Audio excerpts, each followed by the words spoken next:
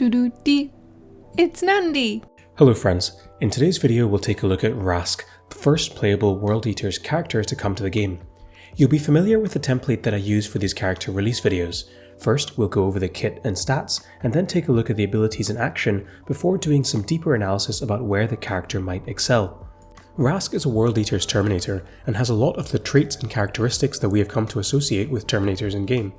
The model, as usual, looks gorgeous, and a massive kudos to the art department again. Wrask has the Blessings of Khorne faction trait. This means that it deals 3% more damage and receives 8% less psychic damage for each unit that was defeated in melee this battle. This stacks up to 8 times, capping out at a 24% damage increase and a 64% psychic damage reduction. Wrask also has the Deep Strike and Rapid Assault traits to go along with the Terminator armor. The stats on screen that you can see are at Diamond 3, and much like other Terminators in the game, Wrask suffers from a movement of 2. This is slightly alleviated by the Rapid Assault trait, which gives him normal movement until he attacks, but can hurt him in a longer protracted battle, as you'll see later on in the gameplay. His attack is a melee flame attack with 4 hits. Wrask's active ability is Bloody Fury. This does a chain hit to an adjacent enemy and does increasing hits based on the number of times that Wrask has been attacked this battle. We'll do a bit of a deep dive into the math into how useful this is later on in the video. Wrask's passive ability is Wrathful Devotion. When Wrask arrives from Deep Strike or defeats an enemy in melee, both Wrask and adjacent Chaos allies gain a shield. As a refresher, shields do not have an armor value, so if you're ever looking to break through one, attack with a low pierce character rather than a high one. Let's take a look at these things in more depth with gameplay footage. The first thing to take a look at is the faction trait, Blessings of Khorne. In this gameplay clip we can see how killing a bunch of units in melee increases our Blessings of Khorne counter to 8. We get a nice tooltip that tells our current counter when we click on the trait in the top left of the character box. When we cycle back to Varro's turn, we can see that mousing over Wrask indicates that we will do 341 damage, despite Varro having a damage stat of 946, reflecting the damage reduction from Blessings of Khorne. We'll cycle through a turn of gameplay and Wrask will kill a Grot, giving himself a shield through his passive ability. Now you'll see that when we target Wrask using Varro, the indicated damage is 946, which tells us that the shield doesn't gain the additional bonus of Blessings of Khorne.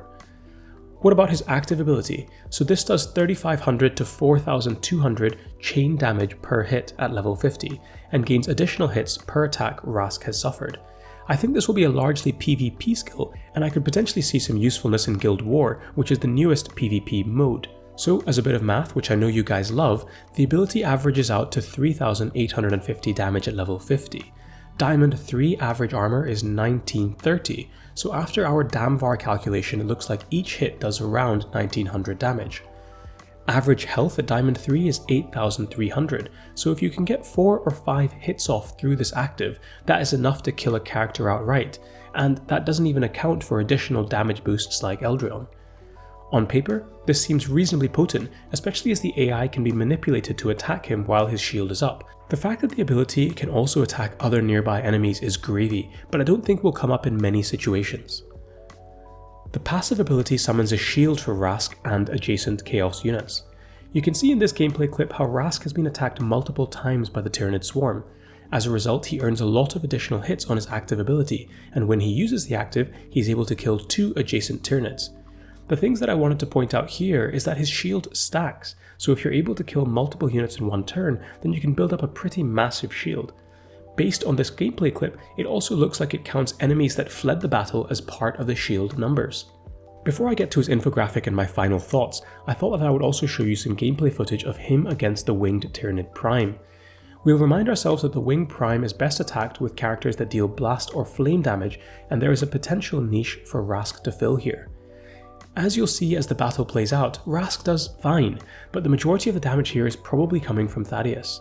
My reservations about Wrask for this fight is how difficult it is to pin the Winged Prime down, and as you can see here, Wrask's movement of 2, coupled with the fact that he can only attack in melee, means that there will be times when he cannot attack this Prime boss at all. His shield doesn't really come into play here either, since the ads are all destroyed by Revas. This is my usual infographic that I make for new characters. His stats, courtesy of Talon, show that he has a really high health and armor stat to go along with fairly average attack stats. but bearing in mind that the faction passive lets him increase his damage by 24%. Where do I think Wrask will shine?